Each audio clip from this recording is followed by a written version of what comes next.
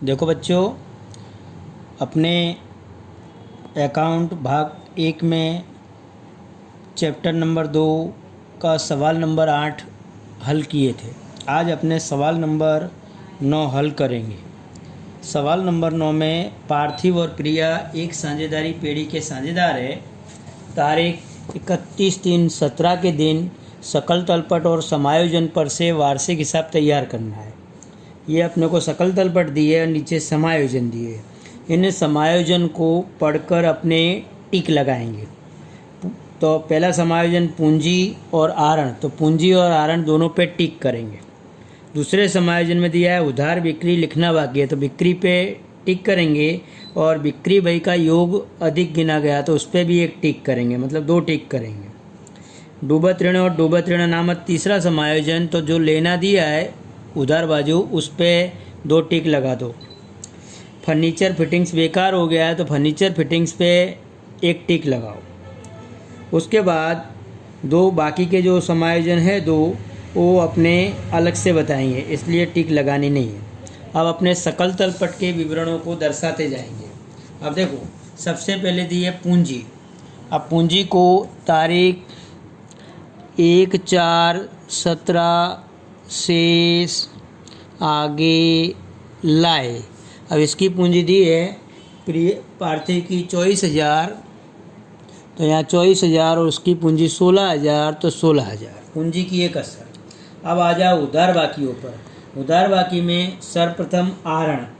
अब देखो, आहरण का एक समायोजन नीचे ऐसा दिया है कि पार्थिव ने प्रति मास के अंत में 400 का और प्रिया ने 1/10/16 को आहरण किया।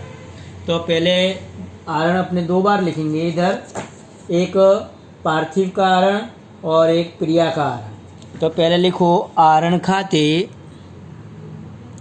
पार्थिव के कॉलम में लिखो 4800, हर महीने 400 तो 12 महीने का 4800। उसी प्रकार इसने किया 1/10/16 को, तो आहरण 1/10/16 को उसका आहरण है 3200, तो यहाँ अपने 3200 रुपये दर्शा दें। उसके बाद माल की शुद्ध लागत यानी खरीदी, तो खरीदी इधर लिखो उधार बाजू व्यापार खाते में व्यवस्थित खरीदी। यहाँ कितनी दी है खरीदी, वो खरीदी बता दो। यहाँ खरीदी दी है 1,06,000, तो इसको अंदर रखो 1,06,000। उसके बाद माल स्टॉक 31/3/17 अंतिम स्टॉक। तो अंतिम स्टॉक हमेशा व्यापार खाते में आर्थिक चिट्ठा में आता है, तो अंतिम स्टॉक आर्थिक चिट्ठा में लिखो 28,000। अंतिम स्टॉक 28,000 का। उसके बाद लेना यानी देनदार, तो देनदारों को अंदर लिखो 48,000 के देनदार। समायोजन है 2 इस पे। मजदूरी वेतन, अब मजदूरी वेतन यहाँ 10,000 दिया है, तो मजदूरी वेतन 10,000 रुपये अपने बताएंगे। तो मजदूरी वेतन 10,000। मजदूरी वेतन 10,000। अगर वेतन मजदूरी होता तो लाबानी में आता, और मजदूरी वेतन हो तो व्यापार खाते। मजदूरी शब्द पहले इसलिए व्यापार खाते में। फिर देखो बच्चों, व्यापार खर्च दिया है, तो व्यापार खर्च अपने लाबानी खाते की उधार बाजू व्यापार खर्च यहाँ 16,000, तो 16,000 रुपये व्यापार खर्च लाबानी में उधार। उसी प्रकार मकान अपनी संपत्ति है, तो संपत्ति लेना में मकान बाहर निकाल दो 50,000 रुपये का मकान। उसके बाद फर्नीचर फिटिंग्स भी अपनी संपत्ति है। फर्नीचर फिटिंग्स यहाँ दिया है अपने को 10,000 का, तो अंदर के कॉलम में लिखो 10,000। उसके बाद ऑफिस साधन कितने के हैं, 4,000 के, तो 4,000 ऑफिस साधन बाहर निकाल दो। फिर दिया है पैकिंग माल सामग्री स्टॉक, तो पैकिंग सामग्री स्टॉक भी संपत्ति लेना में। पैकिंग सामग्री स्टॉक यहाँ दिया है 4,000 का, तो 4,000 रुपये बाहर निकाल दो। और नकद शेष इसको भी बाहर निकाल दो। नकद शेष दिए अपने को 2,000 रुपये, तो 2,000 रुपये यहाँ नकद शेष के बाहर निकाल दो। उसके बाद बिक्री, अब बिक्री अपने व्यापार खाते में जहाँ बाजू अंदर के कॉलम में लिखो बिक्री दी है 2 लाख रुपए, तो 2 लाख रुपए ही बिक्री। उसके बाद देना, देना यानी लेनदार, तो देना यानी लेनदारों को बाहर निकाल दो 30,000 रुपये के। उसके बाद नमूने के रूप में बांटा माल। अब देखो कोई भी तरह माल जाता हो तो खरीदी में से कम हो जाता है, तो यहाँ अपने खरीदी में से घटा दो। नमूने के रूप में गया या बांटा गया माल 2,000 रुपये का माल बांटा है, तो यहाँ 2,000 रुपये घटा के 1,04,000 बाहर निकाल दो। उसके बाद bank overdraft BOD, bank overdraft की रकम को बाहर निकालो 14,000 रुपये। देखो बच्चों, अब समायोजन नंबर 1 दिया है यहाँ। सबसे पहले पूंजी पर 8% ब्याज गिनो।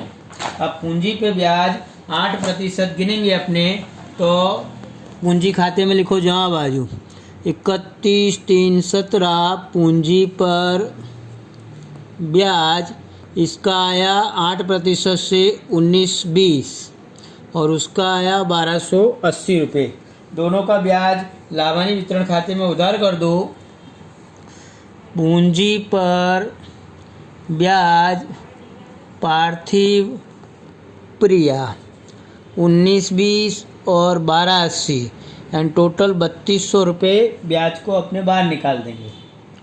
उसके बाद दूसरा समायोजन दिया है, उसी में समायोजन दिया है। पार्थिव ने प्रति मास के अंत में 400 का और प्रिया ने 1/10/16 को आहरण किया। अब देखो आहरण पर ब्याज 12% गिनना है। अब पार्थिव ने हर महीने 400 का आहरण किया, तो 400 गुणे 12% और अंत में आहरण किया है। अंत का मतलब 66 महीने का ब्याज गिनेंगे। शुरू में हो तो 72 महीने का, प्रारंभ में, अंत में हो तो 66 और मध्य में हो तो 72 महीने का ब्याज गिनेंगे। और अंत में हो, सॉरी फिर से एक बार देखो, प्रारंभ में हो तो 66 महीने का पहले मैंने बताया था, परंतु वर्ष के अंत में दिया हो तो 66 महीने, प्रारंभ में दिया हो तो 78 महीने और मध्य में दिया हो तो 72 महीने का ब्याज गिनेंगे। यानी यहाँ 264 रुपये ब्याज क्या है। उसी प्रकार इसका भी ब्याज निकाल लो 3,200 गुणे 12%। अब यहाँ देखो 1/10 को आहरण किया, तो 1/10 से 31/3 तक 6 महीने का, तो 6/12 गुणे 100, 2 जीरो कट गए, 12 से 12 कट गए, तो इसका ब्याज आया बेटे 32 गुणे 12 यानी 192, 32 गुणे 6 यानी 192 रुपये। और दोनों ब्याज को अपने उधार बाजू बता दो। तारीख 31/3/17 आहरण पर ब्याज 264 और 192 और यहाँ वितरण खाते में जमा कर दो। आहरण पर ब्याज पार्थिव प्रिया 264 और 192 456 रुपये ब्याज के आए। अब उसके बाद दूसरा समायोजन दिया है 10,000 की उधार बिक्री लिखना बाकी है, तो बिक्री में जोड़ो प्लस लिखना बाकी बिक्री 10,000, तो हो गए 2,10,000 और देनदारों में जोड़ दो लिखना बाकी बिक्री 10,000, तो यहाँ रकम हो गई 58,000। अब देखो बच्चों, अब आगे समायोजन उसी में दिया है कि मार्च 17 के दिन बिक्री बही का योग भूल से 2,000 अधिक गिना गया। खाली एक असर देनी है यहाँ, क्योंकि इस समायोजन की दूसरी असर अगले समायोजन में आएगी। तो माइनस भूल से योग अधिक गिना गया 2,000 घटा के 2,08,000 बाहर निकाल दो। अगला समायोजन 2,000 अतिरिक्त डूबत ऋण के अपलिखित करो 5% डूबत ऋण अनामत।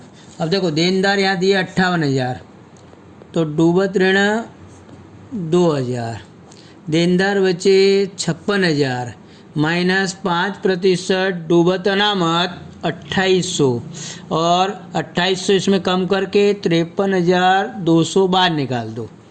और दूसरी असर अपने इसकी लाभानी खाते की उधार बाजू बताएंगे। लाभानी खाते में उधार बाजू डूबत ऋण 100 समायोजन, डूबत अनामत समायोजन, तो उसकी डूबत ऋण थी 2000 और दूसरी थी 2800, यानी 4800 रुपये बाहर निकाल देंगे। उसके बाद 4000 का फिटिंग्स बेकार हो गया, जो लिखना बाकी है भाई में, तो फर्नीचर फिटिंग्स में से 4000 कम कर दो।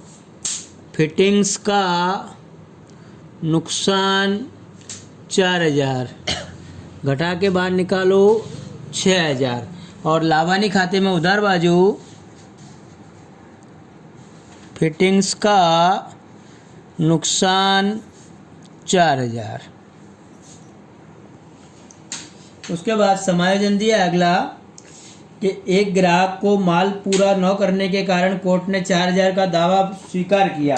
अब देखो 4000 का दावा की रकम, एक तो लावानी खाते में उधार बाजू, दावा का नुकसान 4000 और दूसरी 1000 पूंजी दायित्व में चुकाना बाकी दावा 4000।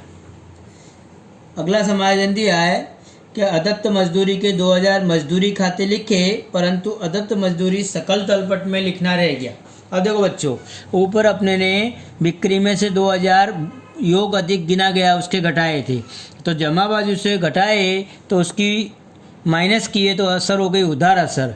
और ये जो लास्ट समायोजन दिया है दत्त मजदूरी, वह अपने पूंजी दायित्व में लिखो चुकाना बाकी मजदूरी 2000, यानी ये 2000 की असर जो ऊपर व्यापार खाते में दिए उसी की 2000 की असर ये पूंजी दायित्व बाजू आ गई। इतना अपने करेंगे। अब अपने टोटल करेंगे। देखो बच्चों, अब व्यापार खाते का टोटल जमा बाजू का आया 2,08,000,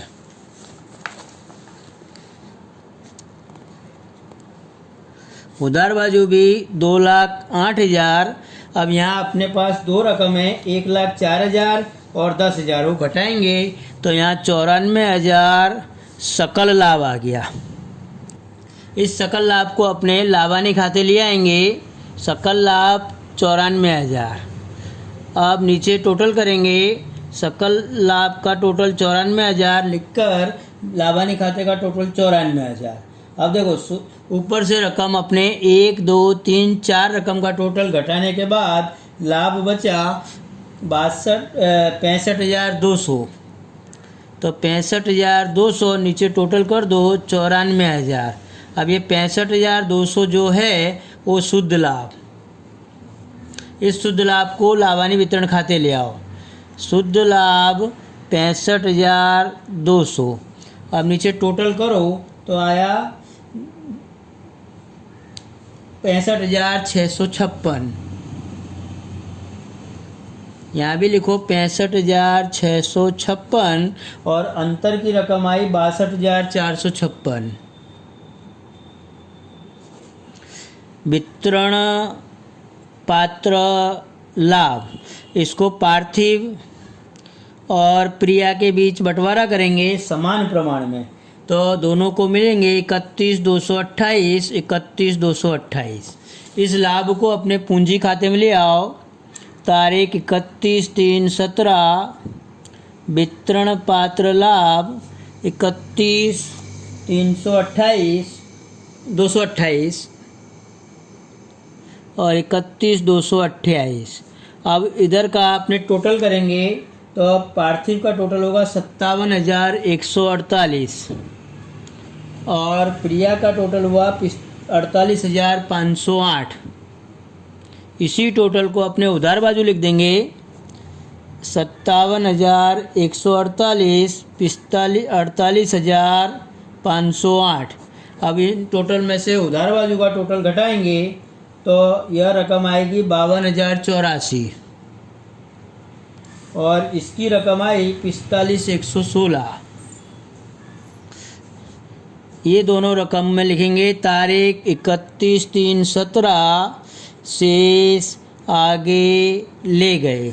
अब इसको पक्की तलपट में ले आएंगे। पूंजी खाता पार्थिव व प्रिया, दोनों का पूंजी खाता अपने पक्की तलपट में ले आओ और रकम लिखो 52,084, उसकी लिखो 45,116। दोनों को जोड़ के 97,200 बार निकालेंगे। आप दोनों बाजू का टोटल करेंगे तो 1,47,200, यहाँ भी 1,47,200 से टोटल समान।